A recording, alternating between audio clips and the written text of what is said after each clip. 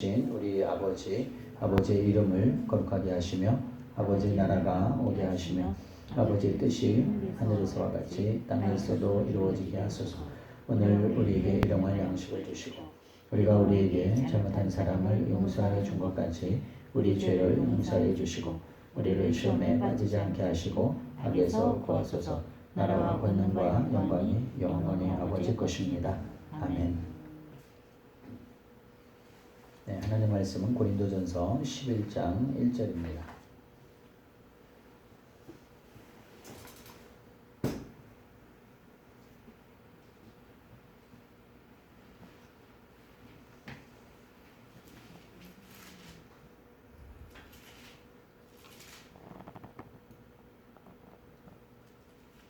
네, 우리 한 절 말씀을 우리 같이 한번 합독하겠습니다. 시작. 내가 그리스도를 본받는 자가 된 것 같이 너희는 나를 본받는 자가 되라. 아멘. 유대인들은 그 자녀 교육을 위해서 가장 즐겨 사용하는 것이 있습니다. 작은 유태인 시리즈입니다. 작은 유태인 시리즈 중에 하나를 여러분에게 좀 소개하려고 합니다. 몸집이 아주 작은 유태인이 알래스카 벌목장에 투입이 됐습니다. 작업 반장은 매사에 자신만만한 이 작은 유태인을 혼내주려고 큰 도끼를 주며 아름드리 소나무를 벌목하라고 했습니다. 그런데 이 유태인은 아주 능숙한 솜씨로 거목들을 쓰려트리는 것이었습니다. 너무 신기했습니다. 왜냐하면 기골이 장대한 그런 사람들보다 더 빠르게 많은 양의 나무를 벌목했기 때문에 그렇습니다. 이것을 지켜보던 작업 반장이 물었습니다. 벌목 솜씨가 대단히 훌륭하다고 어디서 그런 기술을 배웠냐고 물었습니다. 그랬더니 이 작은 유태인이 대답을 합니다. 사하라 정글에서 배웠습니다. 그랬더니 작업 반장이 물어요. 아니, 사하라는 정글이 아니라 사막이지 않냐고. 그랬더니 유대인이 대답을 합니다. 원래 정글이었는데 제가 나무를 몽땅 잘라버려서 사막으로 만들어버렸다고 대답을 했습니다. 무엇인가 하나를 해도 확실하게 처리하고 그 다음에 또 하나 도전정신이 있다고 하는 거죠. 대부분의 사람은 이제 실패를 두려워하기 때문에 잘 도전하지 않으려고 합니다. 왜냐하면 안정되게 살고자 합니다. 저도 뭐 안정되게 살았으면 좋겠어요. 그런데 하나님은 우리에게 끊임없이 말씀을 합니다. 새로운 일에 도전하라.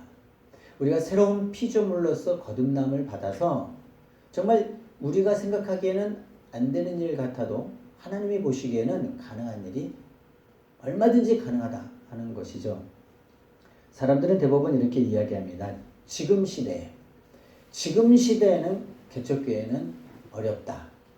지금 시대에는 개척교회는 일어나기가 어렵고 안 된다. 여러분, 안 되지 않습니다. 됩니다. 문제는 뭐냐면 교회가 부흥하기를 위해서 우리가 기도하지 않는다는 것이 문제지 결국 교회가 부흥되지 않는다. 그런 경우는 없습니다. 어느 시대를 막론하고 하나님께 간구하고 하나님을 찾고 하나님의 이름을 부르면 하나님이 회복시켜 주십니다. 우리가 그냥 지레 겁을 먹고 그래 지금은 교회가 안 되는 시대야. 아니 교회가 안 되는 시대가 언제라고 어디 성경에 나와 있나요? 그런 건 없습니다. 단지 중요한 것은 우리가 도전정신을 가지고 또 일어나고 그렇게 하는 것입니다. 그것은 하나님이 하고자 하시면 얼마든지 일으켜 세울 수 있다고 하는 것입니다. 우리 가운데 사탄이 패배의식을 집어넣어 주어서 너는 해도 안 돼. 너는 그런 인간이야. 너희 교회는 일어나지 못해. 이렇게 딱 못을 박아버리면 그런가 보다. 맞아. 요즘은 개척교회들이 다 어렵대. 뭐가 안 되는데 우리도 모르게 그런 생각들로 잠식당하고 있어요. 이거 빨리 깨트려야 돼. 빨리 깨트리고 이것을 벗어나야 돼. 여러분 어떻습니까? 우리 엘사람 교회가 부흥할 줄로 믿습니까? 예, 반은 아멘은 한 것 같고 반은 좀 아닌 것 같기도 하고 긴 것 같기도 하고 빨리 바꿔서 우리의 머릿속에 우리의 생각 속에 하나님이 주시는 생각을 다 바꿔야 돼. 지금 이 시간에. 언제 바꾸겠어요? 무슨 예배 끝나고 집에 가서 한번 바꿀게. 불가능해요. 지금 바꾸지 않으면 안 돼요. 여러분의 머릿속에 우리 엘사람 교회는 하나님이 역사하면 하나님의 때에 강력한 부흥을 주시고 하나님의 나라를 확장하는데 가장 큰 도구로 우리 엘사람 교회를 사용해 주실 것이다 라고 하는 믿음, 생각, 마음 이것을 지금 가져야 돼요. 여러분 믿습니까? 아멘. 이 마음을 아예 여러분의 지금 이 예배 시간이 마치기 전에 설교 시간이 끝나기 전에 여러분의 머릿속에 완전히 바꿔야 돼요. 이게 하나님 주시는 마음이고 하나님 주시는 생각이에요. 될 수도 있고 안 될 수도 있다. 그런 건 없습니다. 그냥 하나님이 하시면 되는 줄로 믿습니다. 아멘. 이렇게 우리의 생각을 완전히 바꾸는 사실 설교 시간은 내 생각을 내려놓고 하나님의 생각을 채우는 것이 설교 시간이에요. 그러니까 지금 이 시간에는 앉아가지고 여러분이 그렇구나 아멘이구나 우리 엘사람 교회는 조만간에 큰 역사가 일어날 것이다 이런 믿음을 가지고 기도하면 되는 거예요. 그런 생각을 가지고 도전하면 되는 거예요. 안 되는 건 없습니다. 우리 한번 해볼까요? 저기 사하라 정글을 사하라 사막으로 한번 바꿀까요? 그런 정신을 가지고 있어야 돼요. 예수님 정신이에요. 예수님 뭐 못하시는 것이 없습니다. 그리고 확실하게 합니다.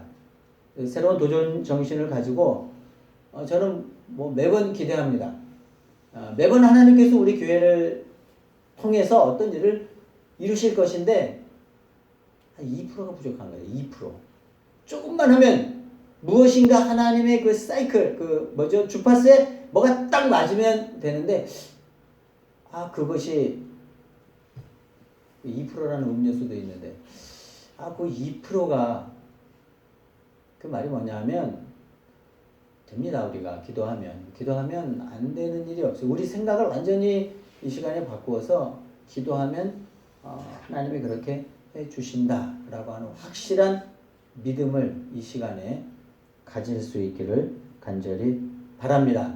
부흥에 관한 그런 징조들이 여러 가지가 있지만 특별히 오늘 본문에는 정확하게 말씀을 하고 있습니다. 1절인데요. 읽었지만 한번 다시 한번 읽겠습니다. 시작. 내가 그리스도를 본받는 자가 된 것 같이 너희는 나를 본받는 자가 되라. 이거 바울이 자기 본받으라고 하는 얘기가 아니에요. 뭐죠? 내가 그리스도를 본받는 것 같이 이게 포인트예요. 아니 바울 본받아서 뭐하게요? 뭐 이쪽 마르고 뭐 볼품도 없고 형편도 없고 그것이 아니라 바울 마음속에 있는 그리스도를 닮은 성품, 마음, 뜻, 의지 자기도 바뀌어졌다는 거예요. 자기도 예수 믿는 사람을 죽이려고 했다가 완전히 바뀌었잖아요. 그리고 어떻게 해요? 이제는 그 예수님 없으면 살 수 없는 사람이 돼버렸어요. 그러니까 어떻게 고린도 교회를 향해서 교우들을 향해서 말하는 것이 딱 한 가지예요. 이게 어쩌면 이게 신앙생활의 목표죠. 바울의 목표가 뭐가 있겠어요? 얼마나 많은 돈을 벌겠어요? 얼마나 많은 명예를 얻겠어요? 얼마나 많은 사람들로부터 칭찬과 명예를 얻겠어요? 그런 거 없습니다. 바울은 딱 한 가지죠. 내 모습에서 어떻게 해서든지 예수님을 닮은 그런 모습이 드러나야 되는데 여기에 신앙생활의 목표를 두고 예수님이 생각했던 건 나도 생각하고 예수님이 기도했던 거 자기도 기도하고 뭐 그렇게 하는 거죠. 바울이 왜 전도하겠어요? 예수님이 하셨으니까. 예수님이 이 땅에 오셔서 3년 동안 공생애를 사시면서 열심히 전도하셨으니까. 제자들을 12명을 양육하고 70제자를 양육하고 믿음의 사람들이 이렇게 세웠으니까 그러니까 예수님처럼 그렇게 하는 거예요. 예수님의 온유하심과 예수님의 긍휼히 여기심과 이런 예수님을 자기도 본받아서 사는 거죠. 이것이 목표였어요. 고린도 교회를 향한 바울의 마음은 그것입니다. 너희도 나처럼 정말 그리스도를 닮아갔으면 좋겠다. 바울이 완벽해서 하는 말이 아니라 바울 속에 있는 그 열정과 그 마음을 고린도 교회가 공유하기를 원했다고 하는 거죠. 저도 그렇습니다. 저의 그 신앙생활의 목표죠. 그럼 뭐가 있겠습니까? 예수님을 닮아가는 거죠. 예수님의 성품과 마음이 내 안에서 그것이 이제 이루어가는 거죠. 예수님을 닮아가는 거죠. 저도 그랬으면 좋겠어요. 우리 엘사람 교회의 그럼 신앙생활의 목표가 무엇인가? 뭐겠어요? 그냥 여러분이 예수님을 닮아가면 제가 기도합니다. 여러분 한 사람 한 사람이 예수님을 닮은 사람이 되게. 그럼 뭐가 닮겠어요? 예수님을 닮아간다는 게 뭐예요?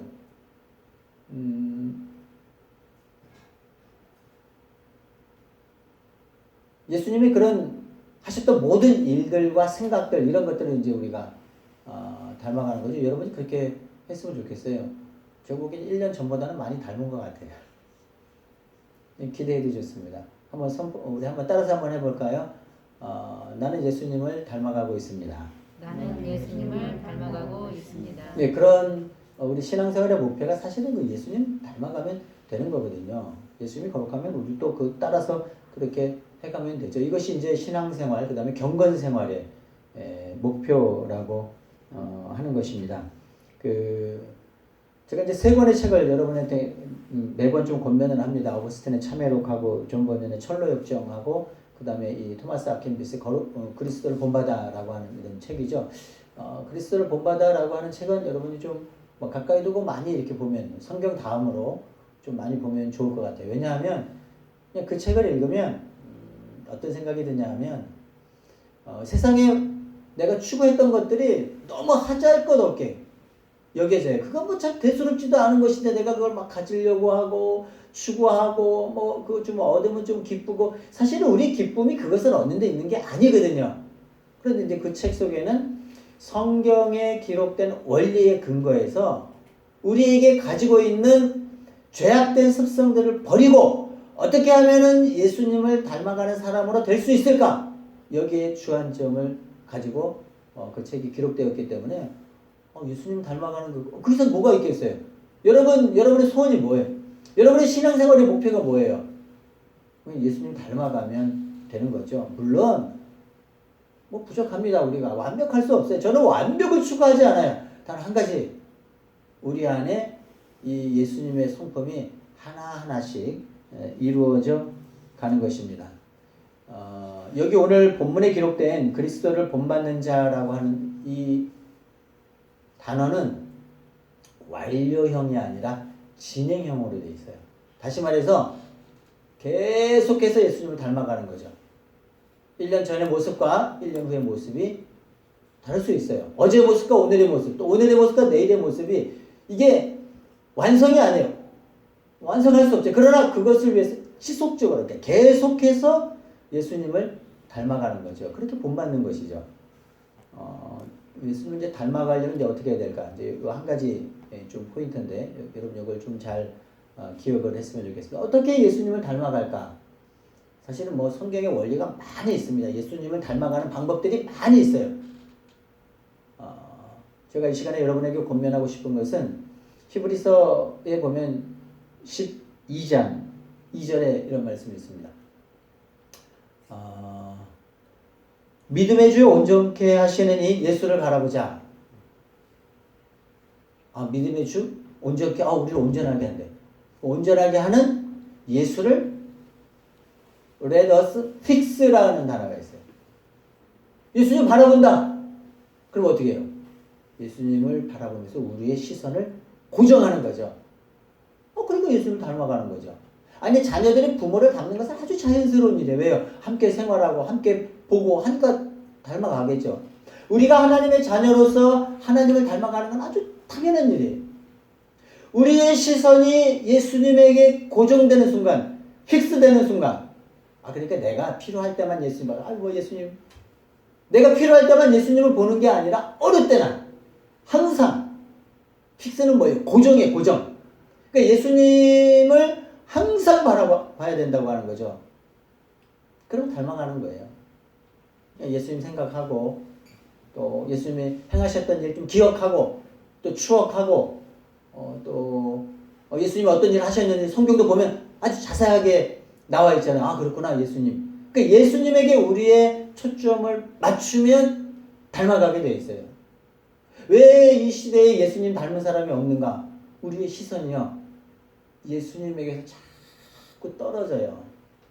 볼 게 많아서 그런 것 같아요. 재밌는 것도 많고 우리의 관심을 끄는 게 너무 많아서 우리의 시선을 예수님에게 딱 고정하면 그때부터 기적이 일어나요. 우리 엘사람 교회가 일어나는 방법이 딱 한 가지가 있는데, 우리 모두의 시선을 한 곳 예수님에게 집중하면, 초점을 맞추면 거기에 기적이 일어나요. 초점을 맞추는 게 매우 중요한 일입니다. 여러분, 그 돋보기 아세요? 돋보기 아니, 눈에 쓰는 거 말고 이만한 큰 왕 돋보기. 초등학교 때 선생님이 그거 가져오라고, 그게 또 문방구점에 가면 이만한, 애들이 그거 가지고 뭐 하겠어요? 바깥에 나가서 햇볕에다가 종이 펴놓고 막 그 검정 그 도화지 이런, 흰색이는 또 잘 안 되잖아요. 빛이 반사가 돼. 검은 도화지는 그 돋보기는 쪼이면 어떻게 해요? 막 불이 나고 막 재밌잖아요. 막. 이거 불난다. 왜 불이 나죠? 초점을 안 맞추고 흐리멍텅하면 그게 하루 종일 해도 안 되는 거잖아요. 어떻게 불이 납니까? 초점을 맞추는 순간, 조금 지나서 불이 나요.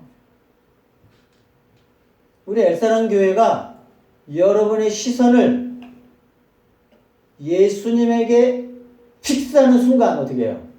기적이 일어나요. 저만 보면 될까요? 안 될까요? 한 두 사람만 예수님에게 시선을 고정하면 될까요? 안 될까요? 온 교회가 합심해서 예수님께 시선을 고정하는 순간, 그때 기적이 일어나요. 다니엘 대회 때 간증 나왔던 그 분이 한 분 계신데, 김명선 간사님이라고 있어요. 참, 그분이 만든 곡이 그 시선이라고 하는 곡이에요. 너무 놀라워요. 어떻게 저런 곡을 만들 수 있을까? 저는 뭐 이런 곡 만드는 재주는 없고, 그냥 저는 감상하는 재주는 있어요. 이거는 참 감동적이다. 이거는 참 은혜가 넘친다. 어떻게 이런 찬양을 만들 수 있을까? 제가 만들려고 고민할 필요가 없어요. 다 뛰어난 사람들이 만들어 놓는데, 그건 너무 감사해요. 왜냐?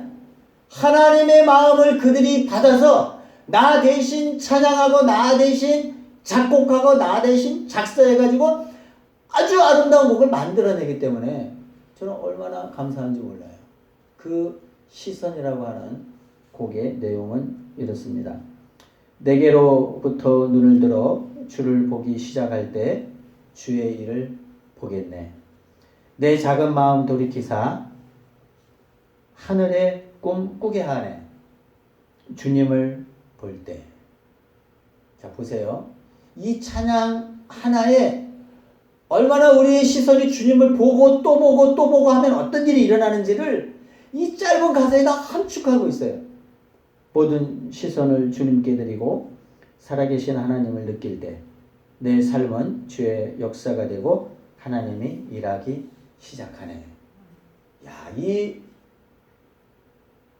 1절만 해도 은혜가 되는데 2절도 있더라고요. 2절도. 성령이 나를 변화시켜 모든 두려움 사라질 때 주의 일을 보겠네. 황폐한 땅 한가운데서. 참, 이거는 시예요. 한편의 시. 주님 마음 알게 되리 주님을 볼 때.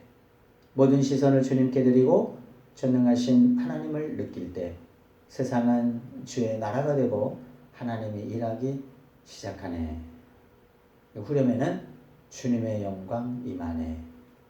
주 볼 때. 그리고 반복합니다. 주님의 영광이 언제 임한다고요? 주님을 바라볼 때. 우리 엘사랑 교회가 시선을 예수님께 픽스하는 순간에 거기 주의 영광이 와.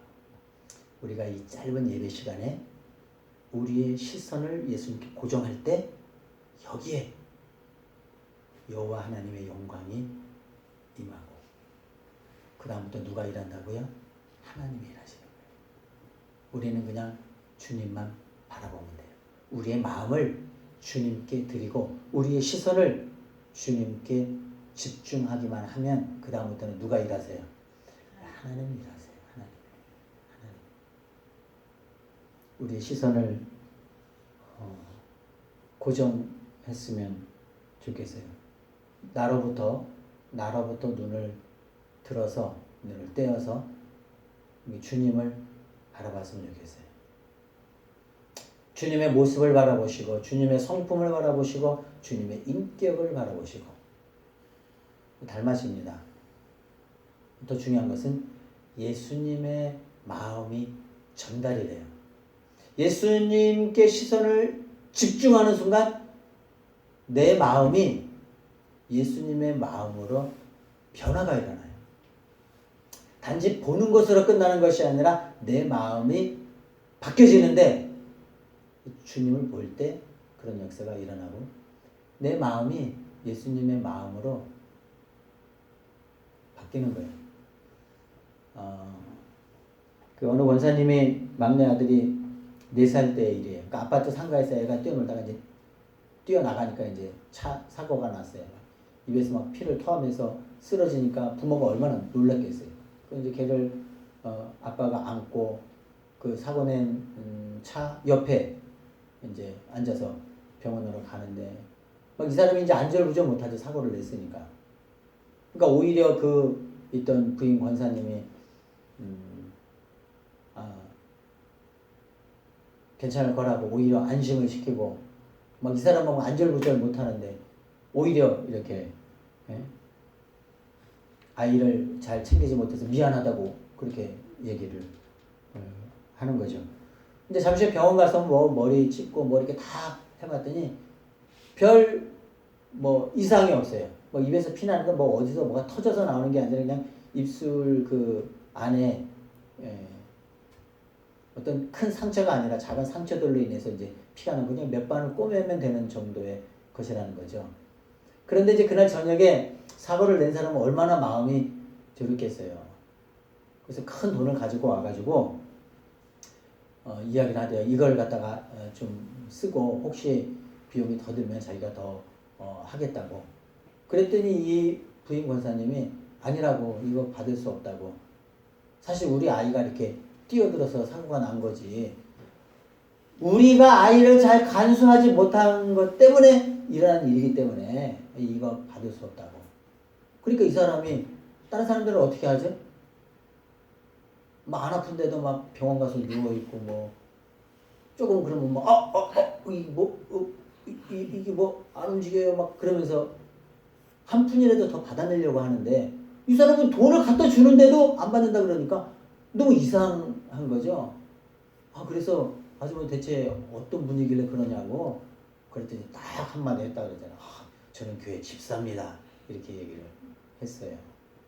대단한 집사면은요 대단한 사람이에요. 대단한 사람. 예수님의 마음을 가지니까 그거 돈 몇 푼 더 받아내는 게 중요한 것이 아니라 당당하게 예수 그리스도의 이름을 높이는 일을 할 생각을 하는 거죠. 생각은 얼마든지 바뀔 수 있습니다. 우리의 마음이요 예수님의 마음처럼 바뀔 수 있어요. 예수님께 우리 시선을 고정하면 정말 우리가 예수님을 닮아가는 것입니다. 그 신창원이라고 하는 그 탈옥수가 있어요. 뭐 나이도 그렇게 거기서 뭐 젊었을 때 사고를 쳤으니까 그 어떻게 탈옥을 했는지 감옥에서 탈옥하기 어려워요. 왜냐하면 그 철장이죠. 쇠 줄로 굉장히 그렇게 된 걸 하루에 20분씩 조그만 날톱 같은 거 있죠. 쇠톱 같은 거를 숨기고 있다고 20분씩 갈아야 돼. 화장실에 가가지고 그래서 20분. 그 다음날도 또 20분. 그게 몇 달을 하니까 그게 이제 끊어지는 거죠.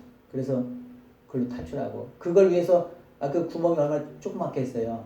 체중 감량 해가지고 10kg인가 10몇 kg를 갖다가 체중 감량해가지고 딱 나가는데 딱 껴가지고 안 나가더래. 그래서 죽을 힘을 다해가지고 해서 막 등이고 뭐고 딱 상처가 나서 나왔대요. 그 타로 과정을 이제 이렇게 쭉 적어놨는데, 그리고 이제 담을 뭐 몇 메타, 담을 뭐 몇 개를 뛰어 넘어야 되는데, 아 내가 여기 몇 초 뛰면 뭐 몇 초가 되고, 그러면 이제 거기서 막 빛이 비춰오고, 그러면 3초 내에 내가 뛰어내려야 되고, 막 그런 걸 딱 세워놓고 딱 뛰어넘는데 아무도 비치지 않더래요. 그래가지고 그냥 아주 수월하게 탈옥을 했다는 거예요. 그런 이제 뭐 무기징역에다가 이제 뭐 못 나오는 거죠. 이제 강도에다가 또 뭐 금은방 털었죠. 근데 결정적인 거는 금은방 털 때 그 같이 이제 했던 동범이 있는데, 그 사람이 그 주인을 살해를 했어요. 그런데 너도 그 현장에 있어서, 그러니까 이게 뭐죠? 살인, 치사.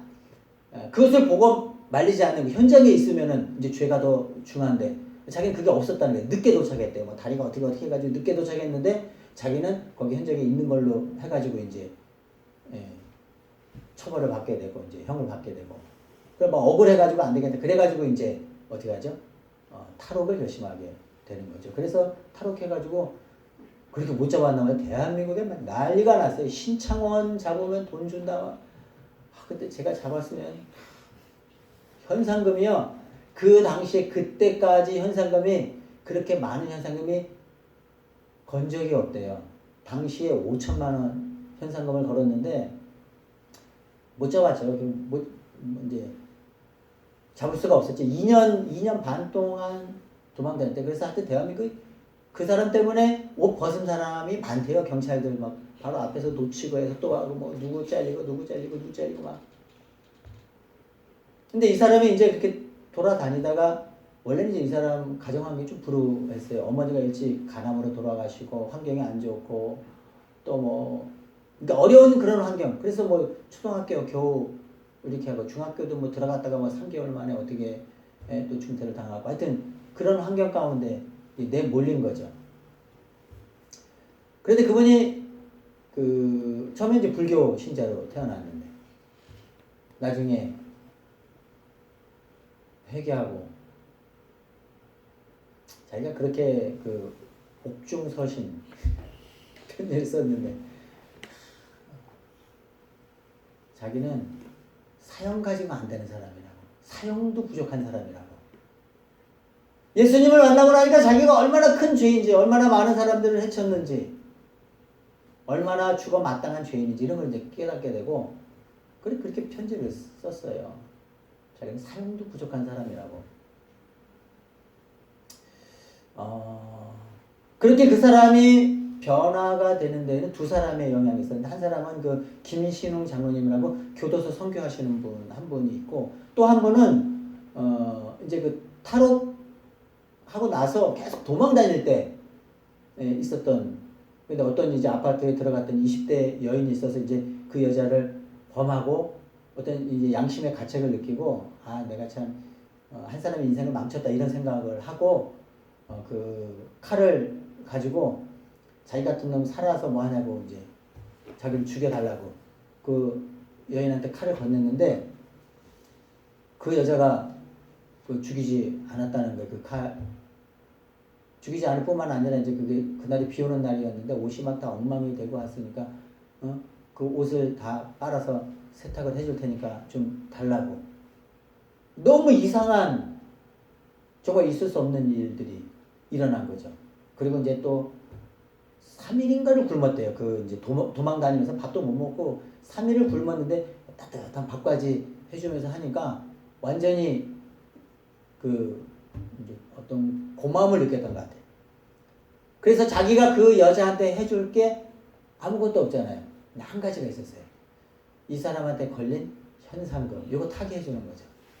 내가 이 집에 있을 테니까 빨리 가서 경찰에 신고해라. 여기 신창원이 여기 있으니까 잡아가면 어때요? 당시에 5천만 원은 큰 돈이었습니다. 줄게 그거밖에 없죠. 그래 나 감옥 가지 뭐.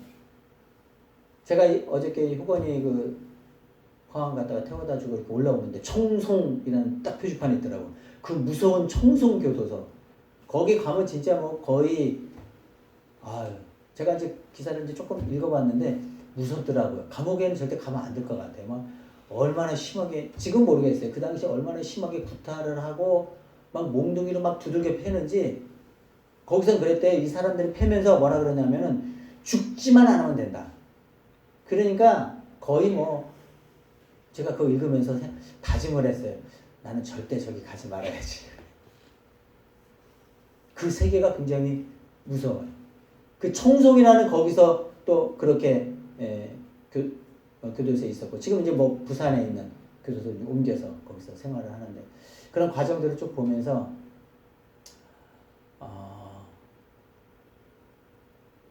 전혀 예측하지 못했던 일을 이제 이 여자가 하는 거죠.